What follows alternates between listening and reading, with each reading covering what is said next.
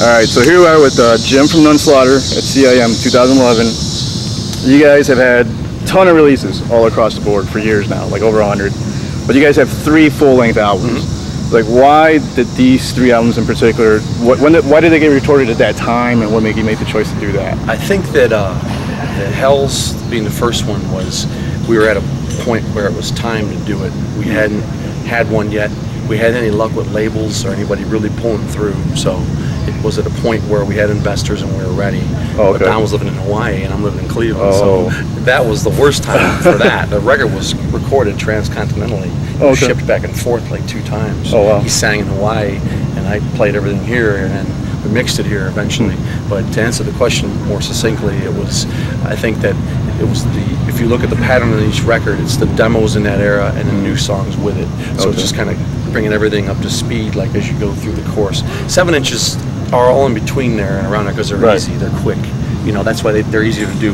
The whole process of the full length is, you know, you get a bigger studio, you got to save thousands of dollars, you got to set up time, you got to be ready, you got to record, you got to practice 15 songs. You know, it's just the process really. And it just, when we were able to do it, and then when you do one, then the other one seems to be appropriate, and then another one. There will be another one, the 4th one.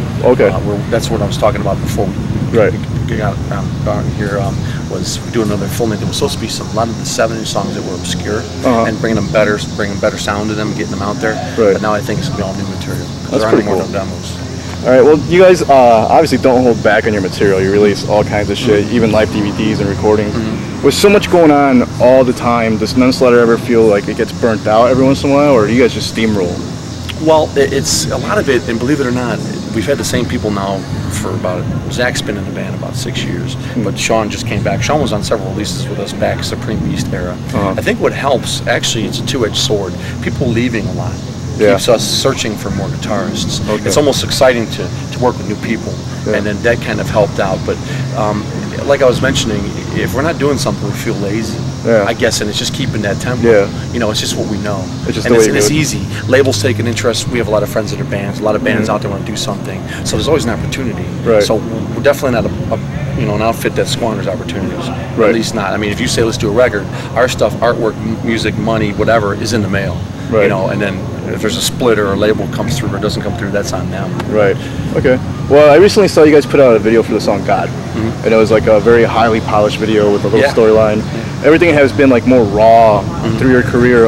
What made the choice to do something like that at this point? I had nothing to do with it, actually. It was all Don's thing. I was told we were going to shoot a video. We'd spoken to a few people, friends of ours, that had some green screen stuff and some studio access over the years.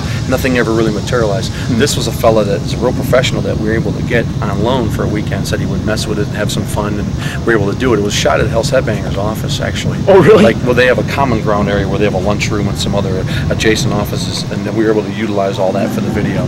But it was really good as far as like professionalism and how it was handled. So that's why it comes off, like you said, pretty polished. And we're pretty proud of it. A lot of people that saw it, you know, I've seen it and have expressed, you know, that they've said they've, you know, taken a fondness to it. So you know, mission accomplished. It's something we'd never done. So and there could be more of it if it goes that smoothly. That was a long day though. That was it? It was 12 hours. It looks very good though.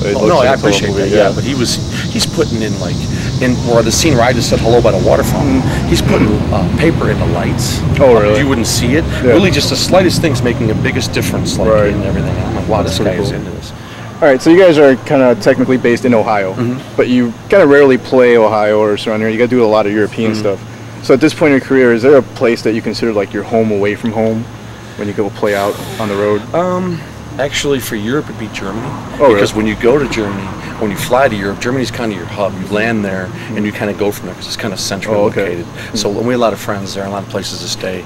But you know, I think anytime that wherever I am, I'm meeting people, working with people, we're home. We're together, you know. But that's a good question. Actually, it's interesting now. Nunslaughter's from Cleveland longer than it is from Pittsburgh. It's 25 years next year. And it's been in Cleveland now 16 since I've been in, or whatever, or close to of that. Of half of like 13 of those. So now it's technically a Cleveland band. Cleveland-based band out of nowhere. All right, so you guys your fans are super dedicated. Like, you guys get a real cult following. I appreciate that. Yeah, I know in that. Chicago, I go out to your show and I'm it's in like awe of everyone's that. in I it. thank anyone for that. Do you guys have like people that go out of the way and get like a Nunslaughter tattoos and things like that? Yeah, and that's another thing that just flabbergasts me beyond belief that someone would do that. That kind of I won't even get one. You know? But I mean, it's amazing and it's touching and it means a lot and it's great to see that. All right, so are you solely involved in Nunslaughter, or is there any other outlet that you use to send your message in music or? Well, I do several other bands. I'm in a band called Spawn of Satan. A couple of releases on Hell's Headbangers. Okay. I also play in a band called Schnauzer. It's kind of a tough guy, punk hardcore grind mixed band in Cleveland. I sing and play drums for that. It's been around almost 15 years. Oh, sure. Apartment 213 is a grind band I play for. A lot of these bands have records out, and I've been able to play, out of state with some of these bands and see some, some success from those things as well. Right. And what I mean by success is just some notoriety, getting to play in other cities, trading records with people. That's cool. Stuff like that. But yeah, those are the main things I do. So if let's say Nunslaughter were unfortunately disbanded for whatever reason, would you seek to form another band similar, or would it just kind of be? I don't know. I don't think that there would be a point in that, or it just wouldn't be something that I've given this character, this persona, this writing style, this lifetime, whatever I can give to that, and that's that. Unfortunately, as we know, everything dies. Right. So eventually there will be a time when it will be over. It might even get to a point where there will be nowhere playing out and hanging out. He may live somewhere else, but still do records. I mean, it'll exist to some form. Right. They're hoping that at one point you can leave a kind of legacy behind that eventually other people will put out something of yours. And I don't care if they do, as long as I get one or know about it, I don't care. I think that legacy is survived by others that contribute. That's true. And it doesn't have to be us necessarily, Yeah, I see what you're saying. It takes up a lot of money and time to do a project like Nunslaughter. Do you guys seek out any kind of endorsements to help out with payment or anything? Is that no? That's the one thing we've always been kind of DIY. I mean, we're very thankful and very fortunate that people buy our merchandise. We try to make merchandise that's different. We have a 6-foot flag right now that I haven't seen anywhere else in other bands that someone suggested, and we've done it and gotten rid of a lot of them, and people like those odd little items, stuff like that. Try to make something for everybody.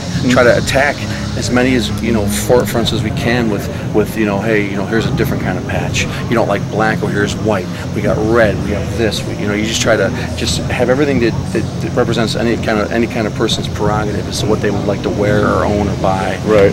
Like we do, like you mentioned, live records. I know people that don't like them at all, and say them and count them in a discography. That's fine. They don't like to buy them. They think, oh, great, another live record. I don't do cartwheels either.